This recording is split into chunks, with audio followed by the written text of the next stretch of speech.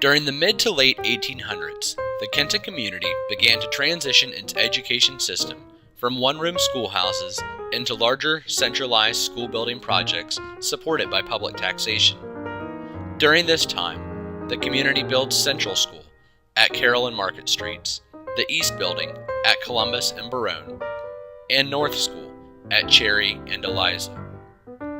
In 1880, the community constructed South School at the current Sack and Save building location. This building would be in operation only 40 years before it was closed as a school building. At the same time, the Kenton community, together, planned for the financial support and construction of a new state-of-the-art building 1 block west. The year is 1921. Woodrow Wilson is president, the United States formally ends World War I, and the first radio baseball game is broadcast. SB Elementary is built, designed to meet the needs of the students in the years to follow. Fast forward 90 years. SB Elementary still stands, where teachers and students struggle daily to continue to make a 21st century education occur within the crumbling walls, failing infrastructure, and inadequate space and design that SB now holds.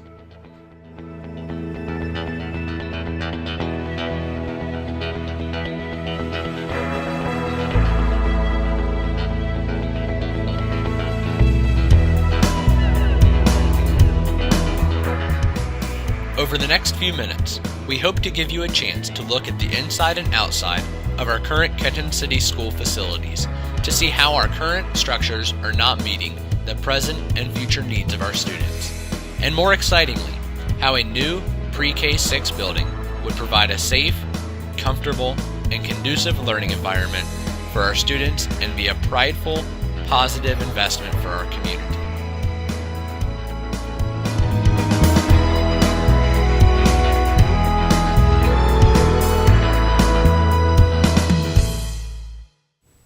Hi, my name is Jennifer Penzarski, and I'm the Superintendent of the Kenton City Schools. And I just wanted to share a few things with you today about why our district would benefit from a new pre-K 6 elementary school. In the Kenton City Schools, we are very blessed to have strong academic achievement.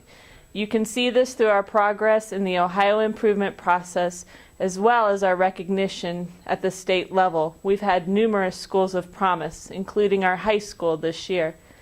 We are also involved in many extra activities that support academics, such as the Race to the Top grant, the ARA 2D technology grant.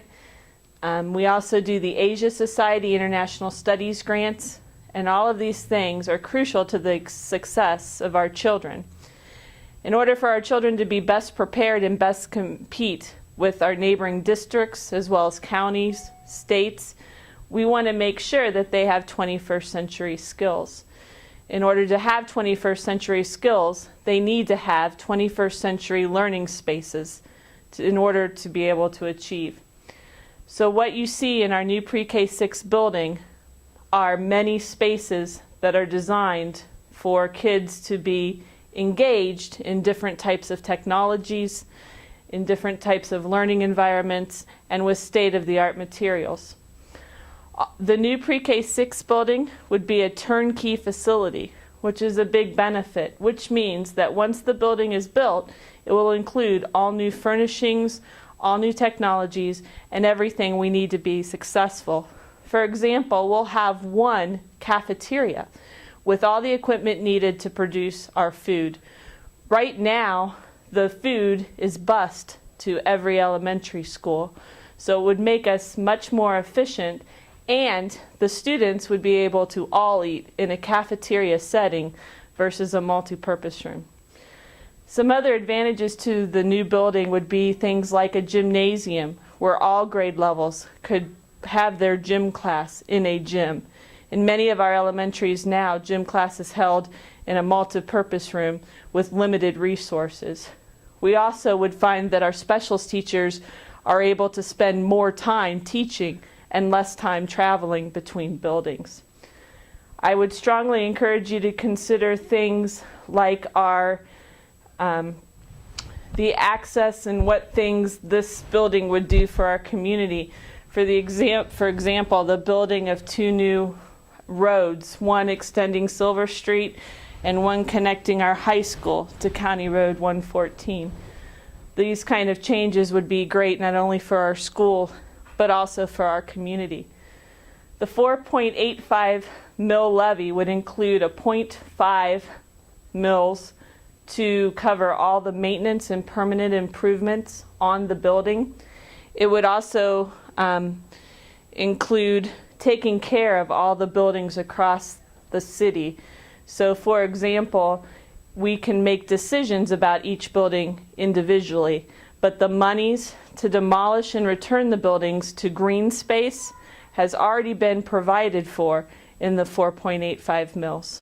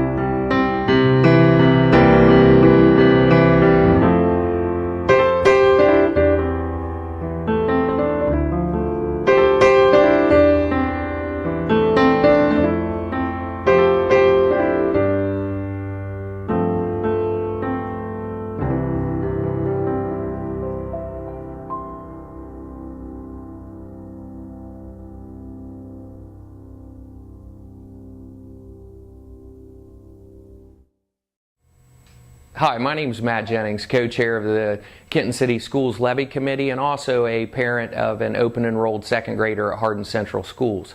I'd like to talk to you today, if I could, about the economic benefit of updated and new school facilities for our community.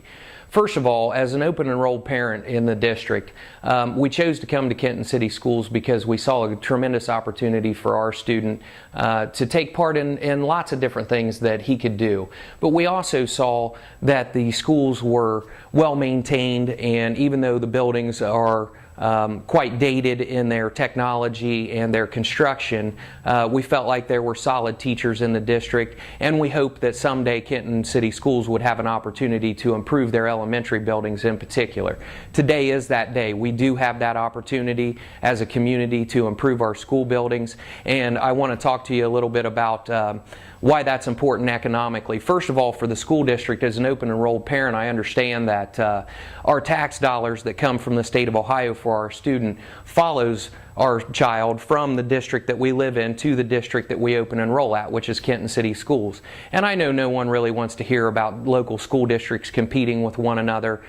Maybe what's good for one isn't so good for the other, but it is a fact of open enrollment. It is a parent's choice to make that decision, and because of that open enrolled opportunity, it's an opportunity for Kenton City Schools to benefit from the extra income that comes with those students when they choose to go to a particular school district, in our case Kenton City Schools. Beyond the personal aspect of finances of the school, there's a few things that we're going to see as a community if we can pass this levy, if we show support for this levy.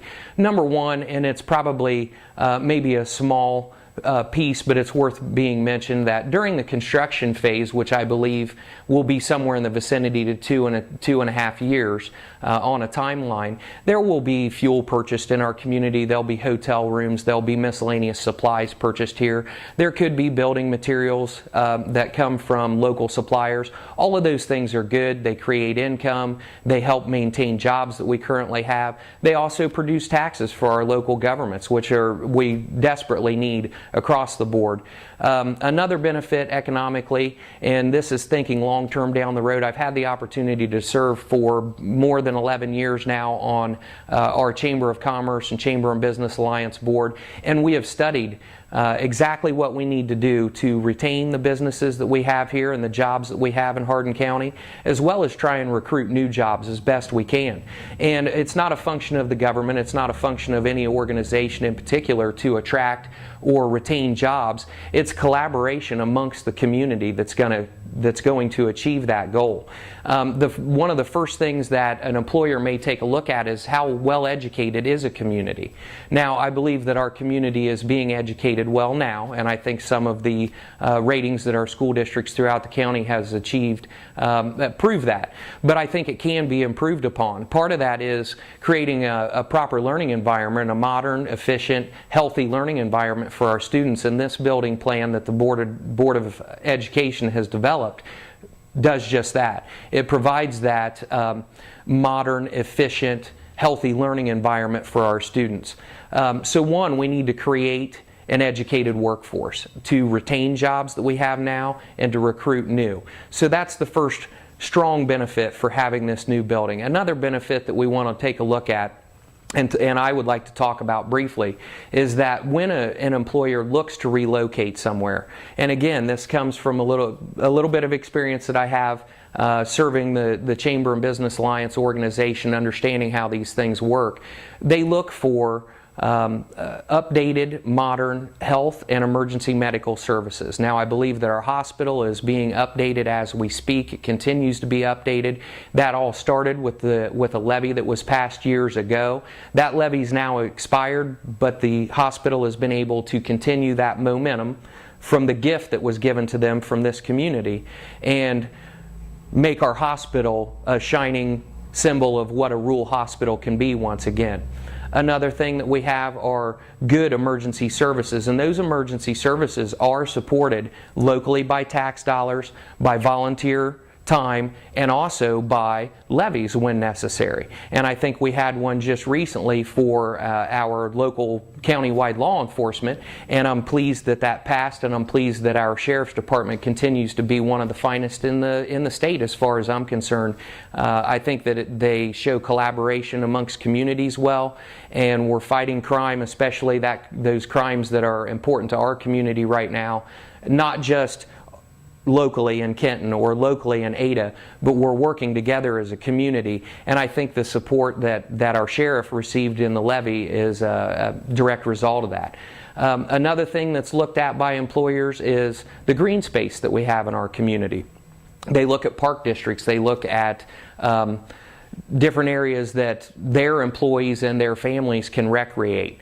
We're fortunate that we have a nice little park system here in the city of Kenton. Ada has a fine park district. Forest has a fine park district. Many of the small villages around the community have fine park districts. I know Mount Victory has an initiative to update their ballpark, and it's going very, very well for them. And those things are all great. They're all key pieces to this puzzle. Then you add on top of that we have a fine golf course with a clubhouse and Boy Scout lake, and that's another key piece and key ingredient to our success. And then we have the Corner Kick Soccer Complex, which is just getting underway, and the Home Run Memorial Ballpark. Those are all benefits to the community, much like the hospital. We have this green space initiative going on, and those are two very, very important factors in economic development. The last factor that we want to take a look at and talk about briefly today is our updated and modern learning environments. Again, we go back to that educated workforce, and you have to have a progressive-minded community with a progressive-minded Board of Education so that you can update schools, and that proves to willing businesses that would potentially like to locate here, that one, they're coming to a friendly community that's progressive-minded, that supports their students and future generations of students, and they support their school districts. So those are a lot of reasons to support this on an economic standpoint. Can you point at one single dollar amount and say this is what it will do for us financially or economically? No. But it's almost impossible to do that with any project that we undertake. And the Kenton City Schools Levy Committee we are committed to seeing that our students and our grandchildren have the best learning environment that they possibly can. One, because it's the right thing to do for the kids. Two, because it's a key ingredient, along with our hospital, our emergency services, our green space initiatives, to retain and attract businesses and jobs to this community. And lastly, and maybe this is where you can assign a bit of a dollar amount to that, is we know that there's been a study done and we know what it costs to remodel the existing facilities that we have. That amount is far greater than our share of the proposed project that we're talking about now. And I make no light of $13.6 million. In my line of work and in my life, that's a tremendous amount of money. But when we divvy that up individually amongst the landowners, it is more palatable, and it is something that we can do and that we can sustain. And when I was asked to become involved with this committee, that was one of the very first things that I wanted to know is, what are the numbers of this project?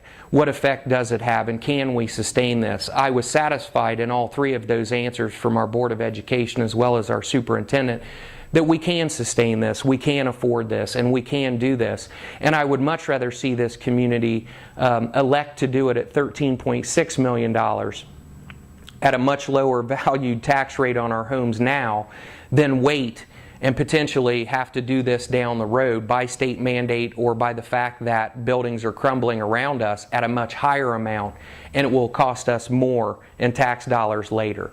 So I encourage the community to ask questions, be informed, take a tour of the building if that's what you need to do to really find out the condition of the buildings that we have. Get with one of the Levy committee members, our superintendent, any one of the Board of Education members. Look at the plans for the new building. Look at the location. Ask all the questions that you have. Understand the benefits that we can have from this, not only for our community, but specifically for our students, our children, and our grandchildren. And I hope that you support this levy on November 8th. Thank you very much for your time, and I hope you've enjoyed this video presentation. Thank you very much, and if you have any questions, please feel free to reach out and ask, and I and the committee will do our best to answer. Thank you.